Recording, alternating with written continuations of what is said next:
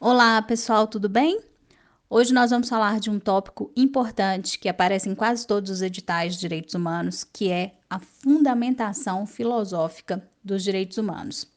Estamos falando de uma busca pelo referencial ético, teórico, que justifica o fato de os direitos humanos terem uma posição superior no ordenamento jurídico.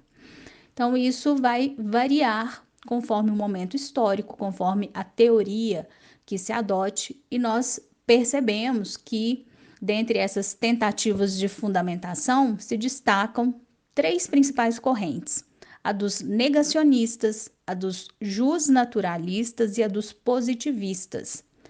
Os negacionistas, como o próprio nome nos indica, eles negam a existência de uma fundamentação racional para os direitos humanos, porque, segundo eles, os direitos humanos são apreendidos, são consagrados a partir de juízos de valor, a partir de opções morais.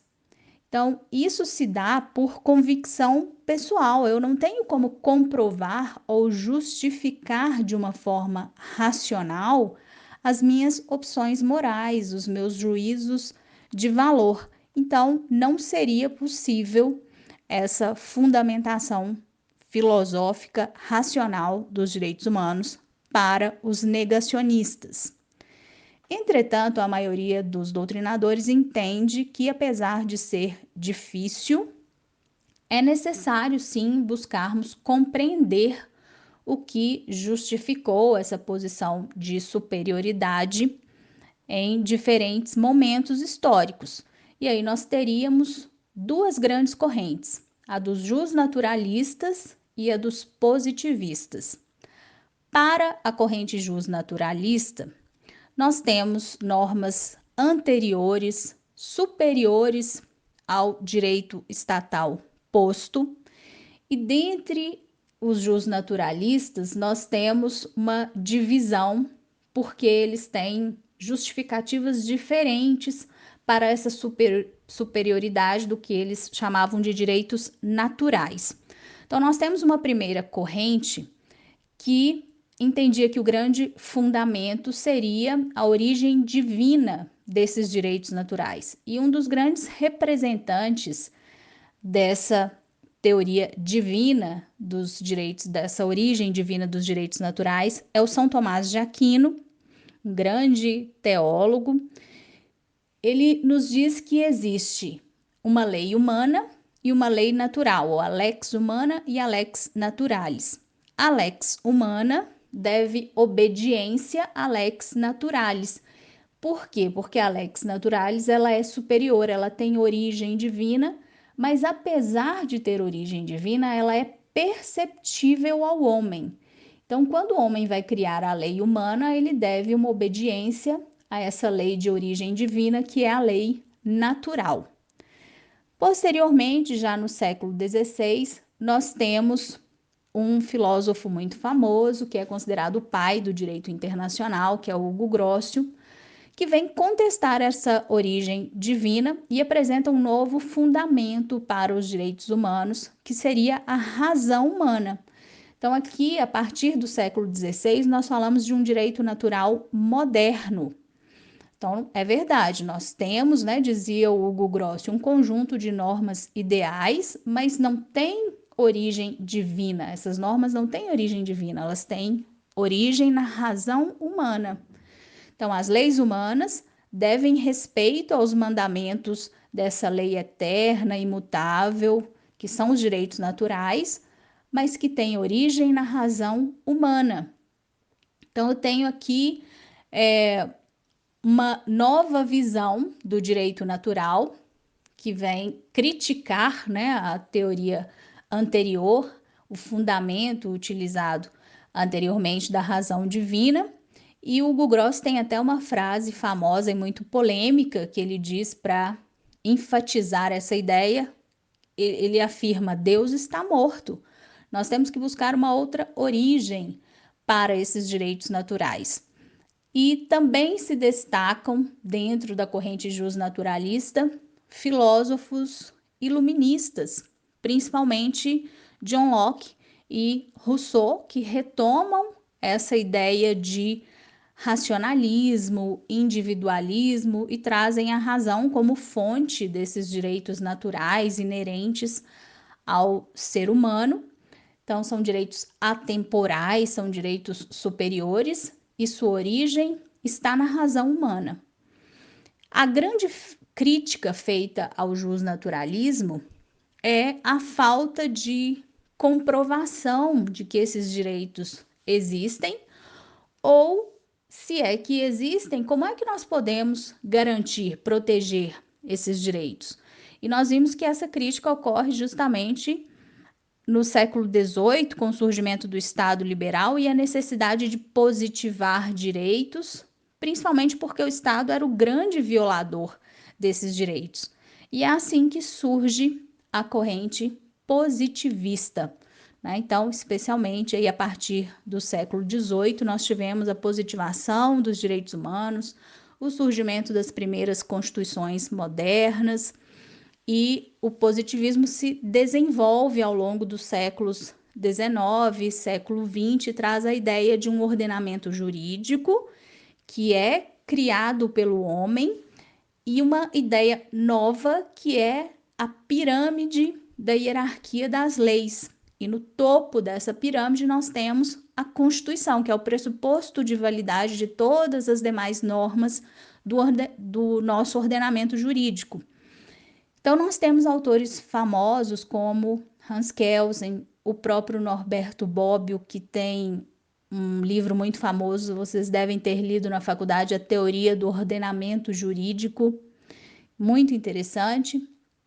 Então, nós temos aqui uma segurança maior, já que essas normas estão escritas, positivadas, e o fundamento dos direitos humanos está justamente na existência dessas leis positivas que retiram a sua validade da Constituição. Então, os direitos humanos se justificam a partir da sua validade formal. Qual foi a crítica à corrente positivista? Principalmente depois de todas as atrocidades de regimes totalitários, em especial o nazismo, ficou muito claro que os direitos humanos estarem positivados não era suficiente, né, para fundamentá-los e muito menos para garanti-los. Então, surge aqui um novo problema. Não serve a corrente justnaturalista, a positivista também tem problemas. Como é que nós vamos resolver isso? E aí, dentro de um novo paradigma de Estado, no pós-Segunda Guerra Mundial, nós temos uma fundamentação diferente. Essa é até uma visão mais nova, mais crítica, que é bastante atual, que é a fundamentação moral dos direitos humanos. E já comentamos aqui sobre o autor que desenvolve essa fundamentação moral, que é um autor famoso dentro do nosso Estado Democrático de Direito, é o norte-americano Ronald Dworkin.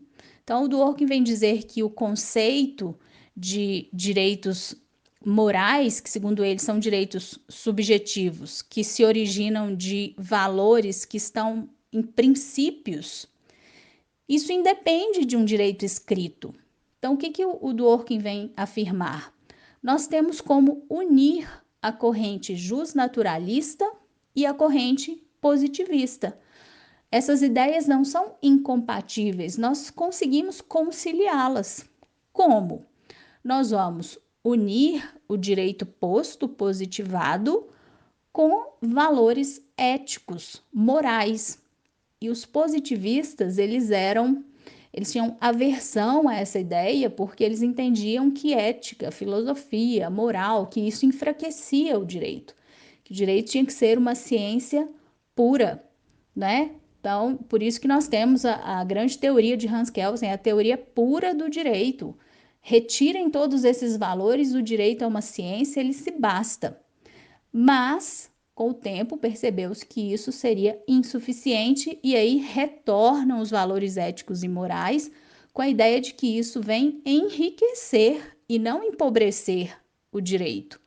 Então, a ideia, o que defende o Ronald Dworkin é que a moralidade principalmente através dos princípios, ainda que junto com outros valores e ainda que não positivados, tudo isso integra o ordenamento jurídico. Então, nós temos exigências de justiça, de equidade ou de qualquer outra dimensão da moral que compõem o nosso ordenamento. E isso é importantíssimo, né? Então, o direito posto caminha ao lado desses valores éticos e morais. Então, no julgamento de casos difíceis, o que ele chama de hard cases, a aplicação de regras do direito posto é insuficiente. Eu tenho que buscar, através de princípios, uma ponderação de valores para conseguir resolver o caso concreto. Lembram-se que lá no Estado Democrático de Direito, nós estudamos que, segundo Dworkin, interpretar o direito é como escrever um romance. Em muitos momentos eu vou ter que buscar um novo rumo para a minha história, porque eu não acho resposta naquilo que já existe, né? E aí o André de Carvalho Ramos tem uma conclusão muito interessante. Ele diz que a fundamentação dos direitos humanos como direitos morais, que é essa visão do Ronald Dworkin, busca a conciliação entre os direitos humanos entendidos como exigências éticas ou valores e os direitos humanos entendidos como direitos positivados. Então, eu tenho o fim da dicotomia da guerra entre justnaturalistas e positivistas e uma união dessas correntes no nosso Estado democrático de direito, naquilo que ficou conhecido como fundamentação moral dos direitos humanos, defendida por Ronald Dworkin. Então, retomando, correntes relacionadas à fundamentação filosófica: negacionistas, justnaturalistas e positivistas. Mais modernamente, a ideia do Ronald Dworkin de uma fundamentação moral dos direitos humanos. Atenção, não confundir fundamentação filosófica, que são essas correntes filosóficas, com o atual fundamento dos direitos humanos, que é a dignidade humana. E isso só fica assim tão claro, o grande fundamento, a partir da Declaração Universal dos Direitos Humanos de 1948. E o nosso atual fundamento, ele se baseia em uma fundamentação filosófica, que é essa moral, que é a mais moderna, defendida por Ronald Dworkin, tá certo? Então, verificar o que a questão está pedindo, se é fundamento ou fundamentação filosófica. Tá bom, pessoal? Então, ótimos estudos para vocês. Até amanhã.